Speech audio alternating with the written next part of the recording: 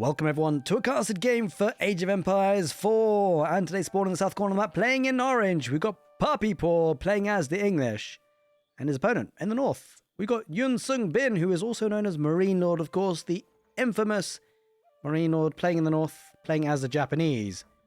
Welcome everyone to Golden Heights, one of my favourite maps and two of my favourite civilizations, the English and Japanese, known for their prowess on hybrid maps. Question is, who will go for the hybrid part of this map? 3 deep sea fish to be gathered, some shore fish as well. Now, I think the interesting thing about the Japanese is this enough fish for them to really go for it? I'm not so sure. Maybe we'll look to try and deny it from his opponent. But the same potentially could be said about the English. Of course, cheaper farms for the English and the Japanese, well, effectively free farms with the Kura storehouse. Interesting to think about, though, is the Japanese, when they do go for the Cocker Township, kind of the only situational use for that is hybrid maps. So I'm kind of surprised, or I'm kind of interested to see whether marinelord decides to go with that or not. To go for a couple of shinobi to try and deny any water play, of which it has already established for puppypaw. Maybe he's going to be expecting it. We'll have to see. Did dish out 3 villagers to go out that long distance walk, by the way.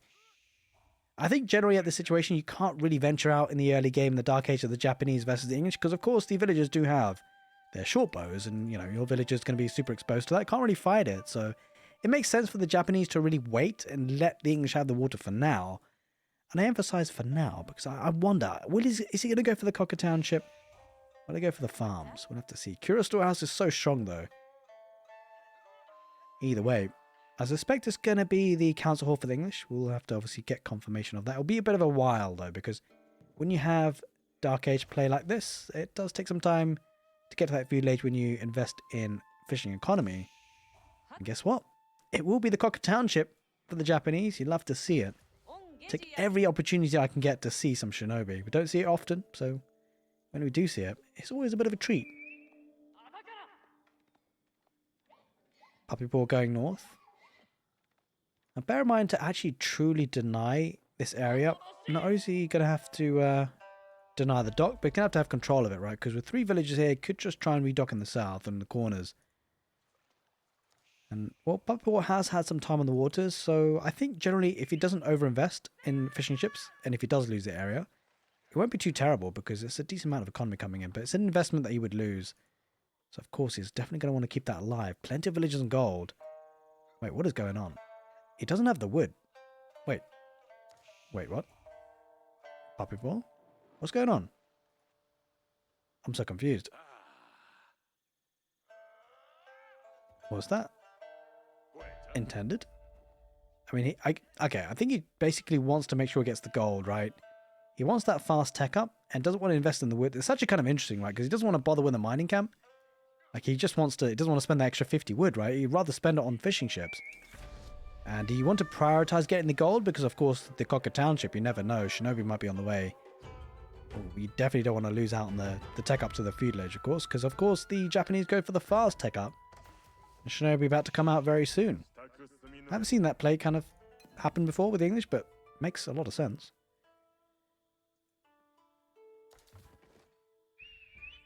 Moving out now. What are these villagers off to? Wait. Where's he? Puppypaw? That's a lot of villagers to be sending. He's going to go for a council hall. Wait. Where is he? Where is he placing that? Where are they off to? Is he really looking to try and place the council hall close to the fishing economy? Does he really want it that bad? I mean, he's sending a lot more villagers. I have to hold that phone. No, the council hall is down here. Well, he's doing something funky, that's for sure. Oh, getting a farmhouse there. That's not going to work. Maybe wanted that little bit of extra vision. And he's just going to fight this with villagers. Okay, that's one way to deal with this. He wants to keep that fishing economy alive for as long as possible. And, of course, the short bows, they do have that ranged attack. And it's something that does technically counter the shinobi in some way. But the shinobi can gap close with the shun ability. It takes it when he's really committing to this. This is risky play, but it makes a lot of sense. And okay, rather than a proxy council hall, he's just going to use the villagers to fight off. Shun comes out. I was going to take another... This is really a good way to deal with this, actually. He's on fire, but that will stop for a couple of seconds, and then back online fishing, of course. And great thing about this sabotage is it does halter the military production, or any production from the building, just for a short time. Council Hall now up and live and running. Shinobi didn't really get too much value. There was only a very narrow gap, right? There's always a very narrow window, and that window was really narrowed by the short bow pull, the villager pull there. And Council Hall will narrow it down even more. But with some horsemen on the field, it's something that English have to be careful about, of course. Because these villagers, they are pretty exposed. Now, he will need a massive longbowman to do some damage, and steeled arrows, of course, a pipe dream away, at least for now. Can take a while to get to that situation. This could be risky. Puppypaw. He needs an outpost. He needs it now. It's not going to come quick enough. Oh, there's horsemen. There's a shinobi. The shinobi's going for the dock for now. The good thing is that the galley is involved. Now, the galley could be the saving grace for him. But he needs to take out the horseman. It does take out one shinobi. Scout's still alive, just for now at least. He's going to fight away that horseman for now, but if he gets more of a mass, it's an issue. Continues to gather that food. Crazy opening here for Golden Heights. You love to see it.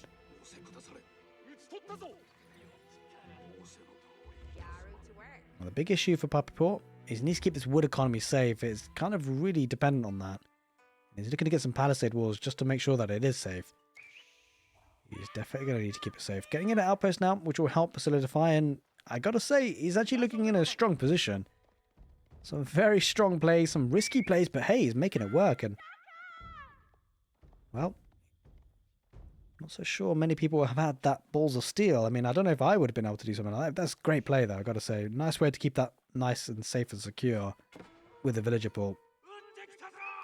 Horseman, though, about to dive in, and this could be risky.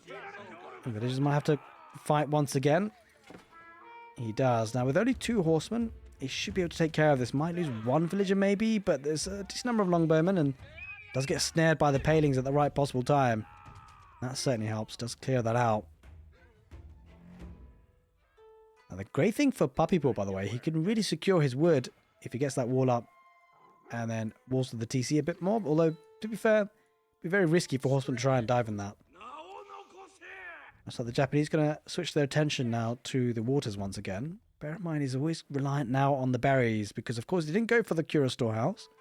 No free farms for the Japanese today. Just going to go for an outpost as well, so just a bit concerned about a counterattack. Now 2 shinobi making their way across to see what valley they can find. Plenty of horsemen here.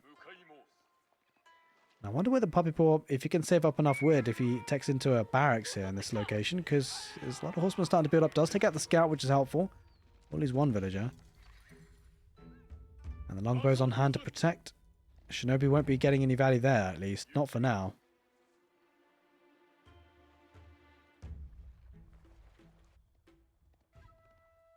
Now, the good thing for the Japanese is, well, whilst he didn't get the Cura storehouse, no free farms, he does have map control.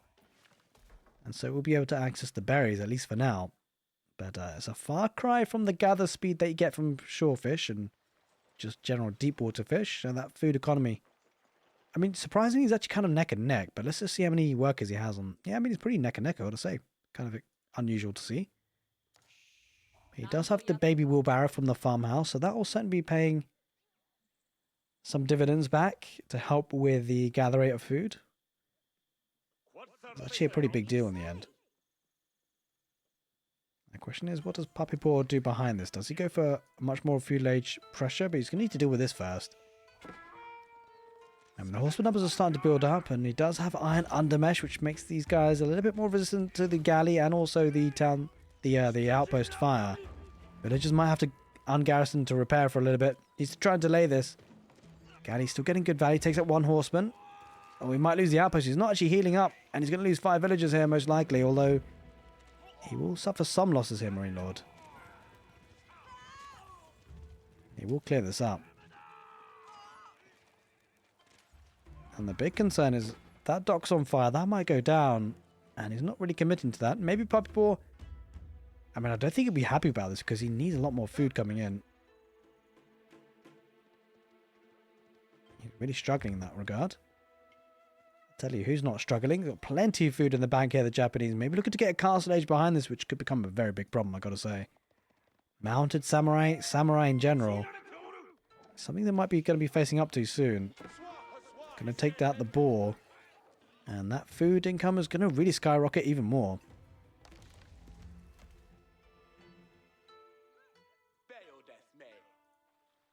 Interestingly enough, the horsemen won't really want to engage with the galley there, so the dog will survive for now.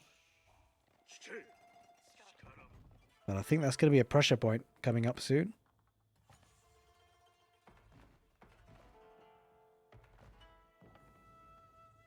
Now about to build that castle age landmark, I'm sure of it. Getting an outpost as well, so I like the way he's expanding his economy, making sure he's keeping it safe too. You always have to be careful about expanding like that, especially like as we see now, the English starting to push a little bit with longbows. Outpost in a good position will buy some time, but the horsemen have got to get on top of this, and a couple of spearmen are dotted in there, so it'll be a bit tricky for them. Can't really dive on it fully. Does have 2 outposts with arrow slits, and I think one of them will go down eventually, but does have a couple of villagers garrisoned inside, so they might just come out and repair. It's going to be the floating gate landmark for the Japanese. No real surprises there. Give them access to Yorishiro, which you can then obviously garrison inside, but the question is whether we'll get to that stage, because this is a decent pushing coming from the English. The English do need to hold against this horde of cavalry. I wish there were a couple of spearmen though involved, and I think those spearmen even on their own could be enough, and the cavalry have to back away. Bought some time. Needs a bit more and lost a lot there. He needs that tech up. He needs it fast. And the big problem for the Japanese, he doesn't really have access to gold anymore, which is exactly what he needs to be able to produce those heavy hitting units. This could be a really good timing, I've got to say, for puppypaw. He hit the gold at the perfect timing because he's spent the gold he needs to tech up, and he doesn't really have enough to afford very much with it. Of course, in many RTS games, and well, pretty much every RTS game, if you tech up, you need to be able to make it count for something. It's going to be a bit tricky here for marinelord. He needs to find gold. He needs to find it fast. Does potentially have this gold to take, but it's tricky. And if the longbow won't get onto this wood line, could be problematic. He's going to have to go for a market, and he's going to need to buy gold, it seems. It could potentially to try and get some relics, which will help. Maybe could deposit the Yorishiro inside a forge.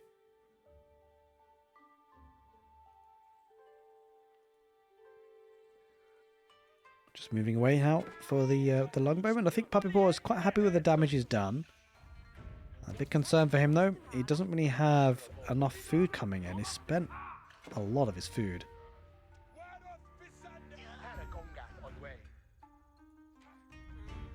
Early man-at-arms joining the forces. 36 military units, does have a good standing army, but might need to think about getting to that castle age at some point. And the first relic has been brought in from marinelord, so gold is going to be still on the menu for him.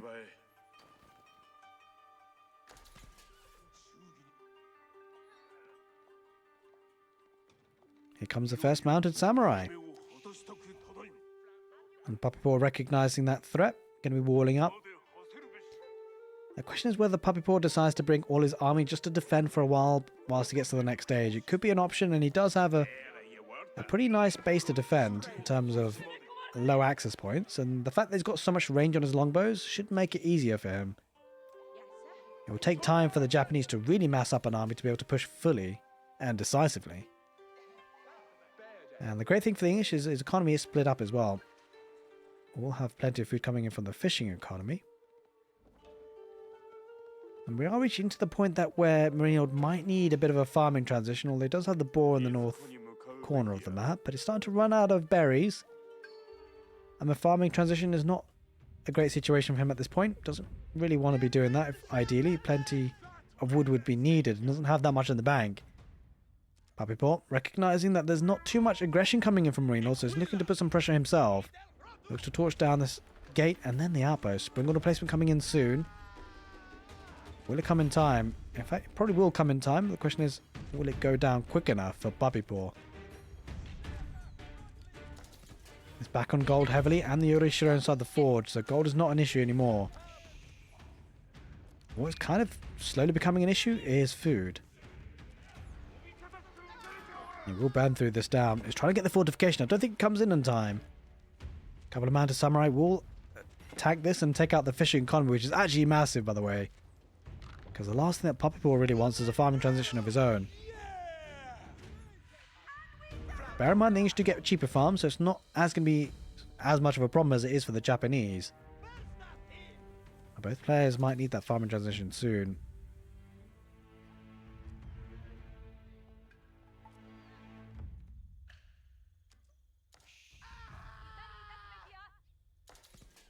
Now, interestingly, puppypaw doesn't actually have Steeled Arrow just yet. He's opting for that Castle Age tech up first, and he's almost on their way. With these outposts, they do have a spring on replacement. Mounted samurai coming in from the north, looking to try and bite and do as much damage as they can. Now, these are still feudal-age spearmen, so they get absolutely ripped to shreds by the mounted samurai. And now they might get a wraparound longbows. Has he ever extended? Quite possibly. Bear in mind, he's got no Steeled Arrows, so this is super risky for puppypaw to have pushed out. The mounted samurai are going to be absolutely tickled, and I don't think he can even kite because, I mean, he's going to try to, but you can see how little damage they do.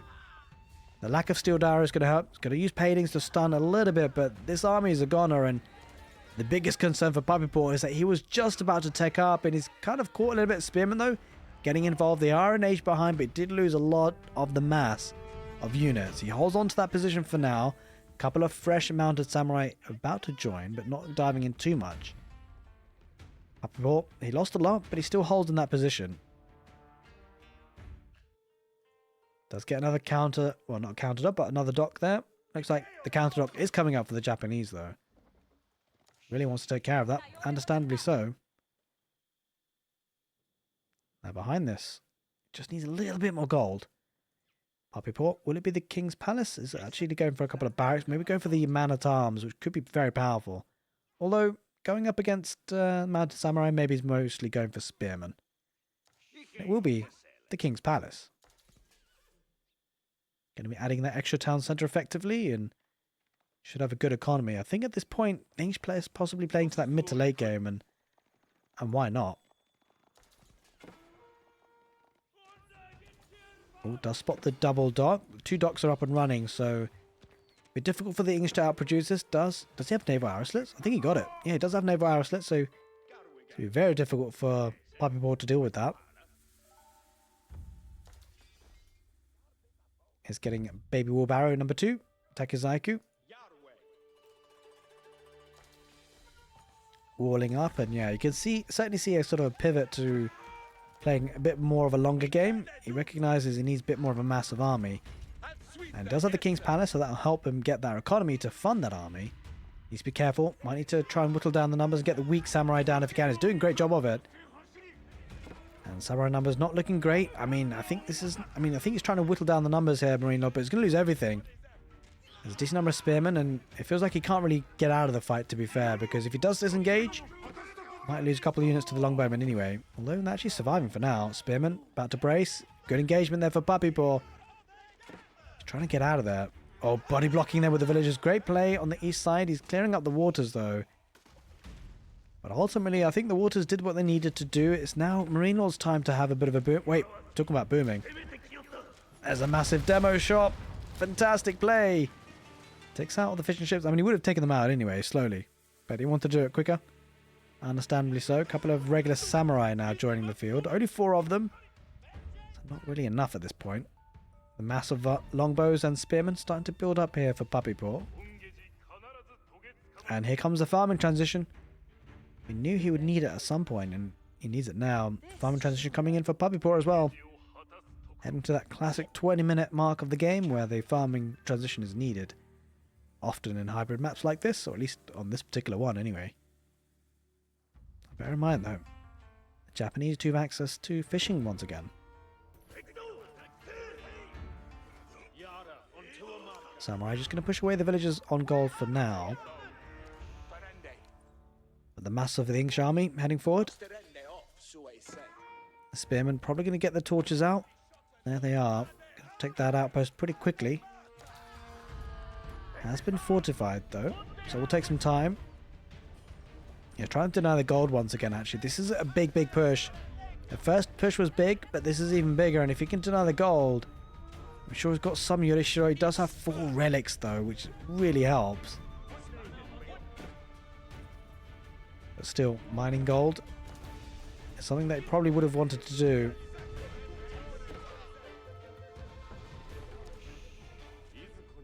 I think if you can get some heavily armored units in puppypaw as a front line, does have spearmen already, but a couple of samurai, if they do build up in numbers, they could start to overrun, but he's really struggling on military. 13 military units in marinelord. He's under pressure. Gonna lose the barracks, so production buildings going down is huge. We could just try and get a mangonel, which will help, but I mean, ultimately, it's just one mangonel. And whilst there might be some losses, the spearman might get a surround on it, and I'm not sure. I think it will pop out, but he's going to lose the siege workshop pretty quickly after that.